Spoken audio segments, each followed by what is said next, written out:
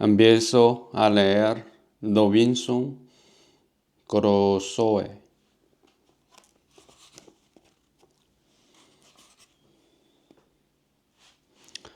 Esto enojó a mi madre.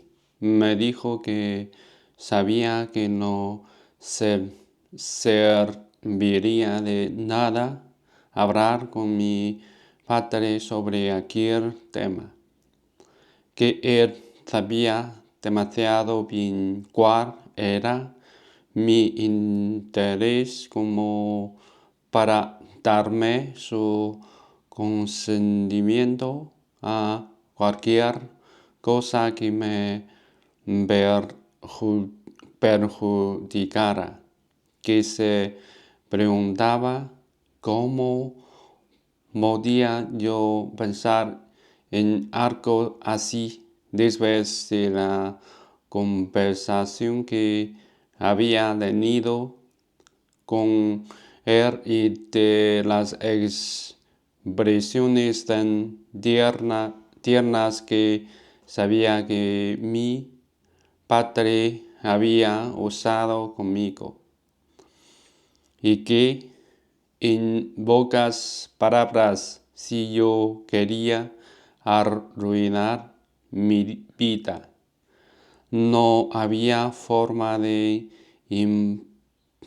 impedírmelo, pero que tuviera en cuenta que nunca iba a obtener su consentimiento, que por su padre no iba a hacer nada para facilitar mi desastre, y que yo nunca podría decir que mi madre estaba de acuerdo conmigo cuando mi padre no lo había consentido.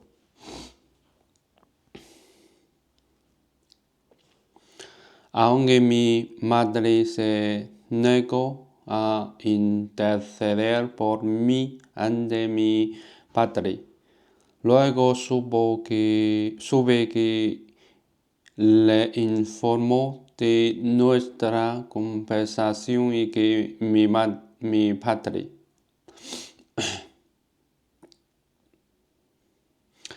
tras mostrarse enormemente preocupado, le dijo con un suspiro: ese muchacho sería feliz si se quedará aquí, pero si se va al extranjero, será el desdichado más miserable que jamás haya nacido. No puedo dar mi consentimiento. Mi partida no fue hasta casi después de un año, y mientras tanto seguí obstinadamente sordo a todas las proposiciones de establecerme en un oficio, y a menudo discutía con mis padres acerca de su firme determinación contra lo que sabían que era mi máximo deseo. Pero estando un día en Ur, donde fui casualmente y sin ninguna intención de fugarme, entonces, estando allí, como digo, y estando uno de mis compañeros preparándose para embarcar hacia Londres en el barco de su padre, y animándome a ir con ellos, con el irresistible atractivo para todo amante del mar de que no iba a costarme nada el pasaje. No consulté más ni a mi padre ni a mi madre, ni siquiera les envié noticia de ello, sino que dejándoles que se enteraran como pudieran, sin bodir la bendición de Dios ni de mi padre, sin ninguna consideración de circunstancias o consecuencias, y en mala hora. Dios lo sabe.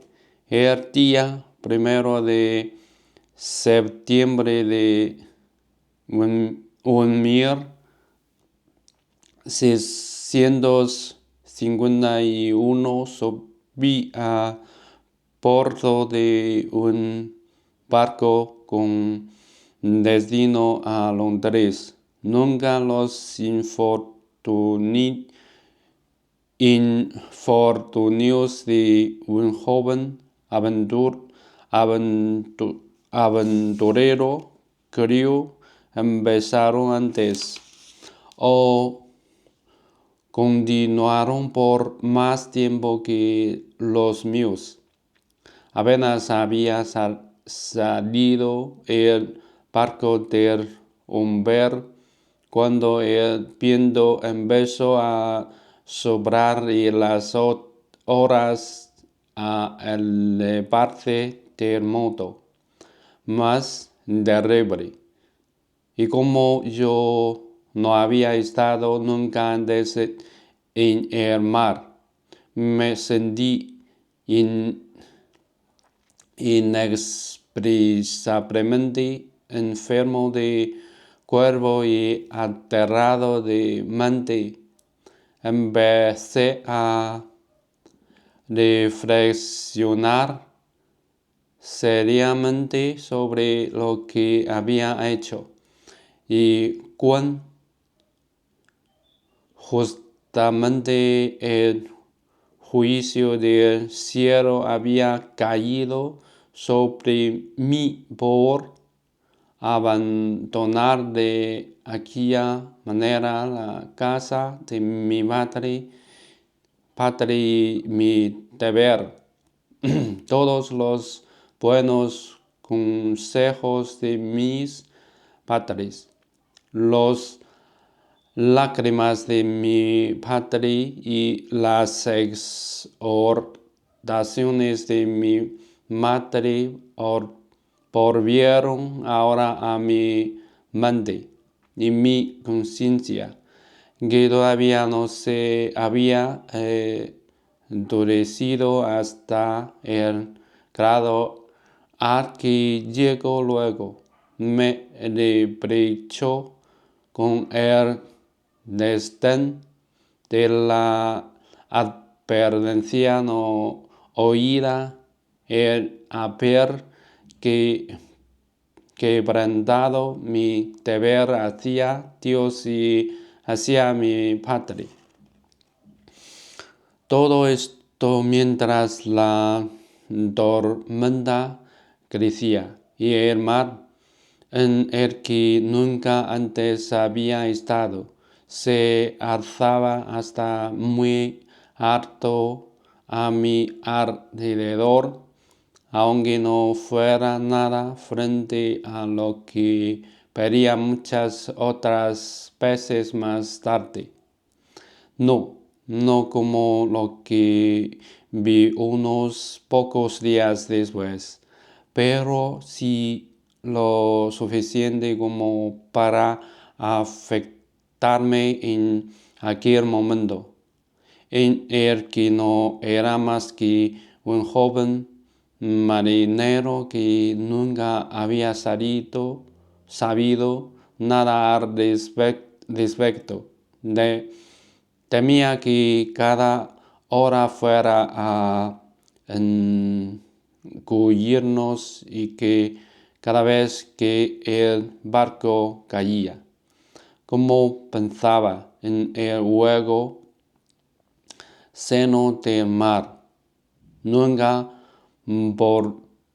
volveríamos a alzarnos en esta agonía mental hace muchos juramentos y resoluciones de pacto aquí. Si Dios se dignaba salvar mi vida en este viaje, si alguna vez volvía a poner pie en tierra firme, regresaría directamente a la casa de mi padre y nunca volvería a subir a un barco mientras viviera, que aceptaría su consejo y nunca correría hacia dares miserias como las que estaba sufriendo ahora. En aquellos momentos comprendí claramente la bondad de sus observaciones sobre la condición intermedia de la vida. La fácil y confortable que él había vivido todos sus días, sin verse nunca expuesto a las tempestades del mar o a los trastornos de la orilla, y decidí que yo, como un auténtico hijo pródigo arrepentido, volvería a casa junto a mi padre. Esto sombríos y potentes pensamientos continuaron durante todo el tiempo que siguió la tormenta y, de hecho, hasta bastante después, pero al día siguiente el viento se calmó y el mar se volvió más tranquilo. Yo empecé a acostumbrarme de todos modos. Estuve muy sombrío durante todo el día, incluso un poco mareado, pero hacia la tarde el tiempo se aclaró. El viento dejó de soplar y siguió un espléndido anochecer. El sol se puso en un cielo perfectamente claro y se alzó del mismo modo a la mañana siguiente. Y puesto que había muy poco o nada de viento y el mar estaba tranquilo, con el sol brillando sobre él, el espectáculo era lo más delicioso que hubiera visto nunca. Había dormido bien toda la noche y ahora ya no me sentía mareado, sino muy alegre. Y recordaba maravillado el agitado y terrible materia anterior, preguntándome cómo podía presentarse tan tranquilo y agradable tan poco tiempo después. Y entonces tan tranquilo y agradable tan poco tiempo después. Y entonces para impedir que perseverara en mis buenas resoluciones, mi amigo, que me había inducido a acompañarme, se me acercó. Bien, Bob, dijo, dándome una palmada en el hombro. ¿Cómo te sientes después de esto? Apuesto a que anoche te asustaste, ¿verdad?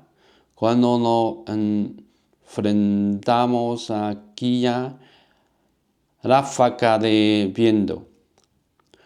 Una ráfaga de viento, dijo yo. Aquello fue una tormenta terrible. Una tormenta loco se dio. Llamamos a esto una tormenta cuando no fue nada. Nanos, un buen barco y mar abierto. Y no nos preocupará ninguna ráfaga de viento como esta. Pero tú solo eres un marinero de agua dulce. Bob, vamos a tomar una jarra de ponche y olvidaremos todo eso. Y verás el tiempo instrumento que tenemos ahora. Así que para abreviar esta triste parte de mi historia, hicimos como hacen todos los marineros. Preparamos ponche y me emborraché con él. Y en la iniquidad de una noche ahogué todo mi arrepentimiento, todas mis reflexiones sobre mi conducta pasada y todas las resoluciones sobre mi futuro. En una palabra, apenas el mar hubo regresado a su calma y de serenidad de su superficie con el ese de la tormenta. Todos mis pensamientos desaparecieron, mis miedos y presiones de ser dragado por las aguas fueron olvidados en la corriente de mis anteriores deseos de Cristo, y olvidé por completo los votos y promesas que había hecho en mi aflicción.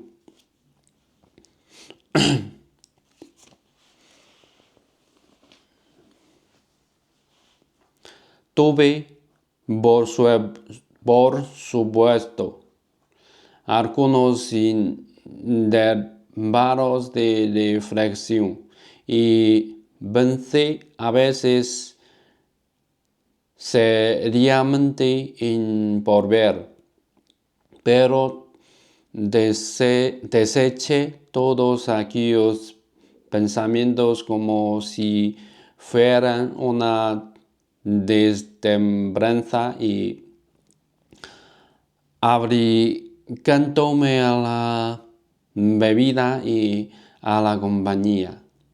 Pronto dominé el retorno de esos accesos, porque así los llamé, y en 5 o 6 días conseguí una victoria más completa sobre la conciencia que la que ningún joven que hubiera decidido no y quietarse por ella hubiera podido desear, pero iba a tener que enfrentarme a otra prueba. Y la providencia, como suele ocurrir en tales casos, decidió dejarme enteramente sin ninguna excusa, porque si no había domado aquella como una advertencia. La siguiente iba a ser de dar magnitud que el peor y más empedernido infeliz entre nosotros hubiera confesado, dando el peligro como imperado misericordia. Al sexto día de estar en el mar, entramos en la rada de Yarmouth. En el viento contra el tiempo calmado. Habíamos avanzado poco desde la tormenta. Aquí nos vimos obligados a echar el ancla, pues el viento seguía soplando en contra, es decir, del sudoeste, desde hacía 108 días, durante los cuales muchos barcos de Newcastle entraron en la misma rata, como puesto común donde las embarcaciones podían aguardar a un viento que les permitiera de montar el río.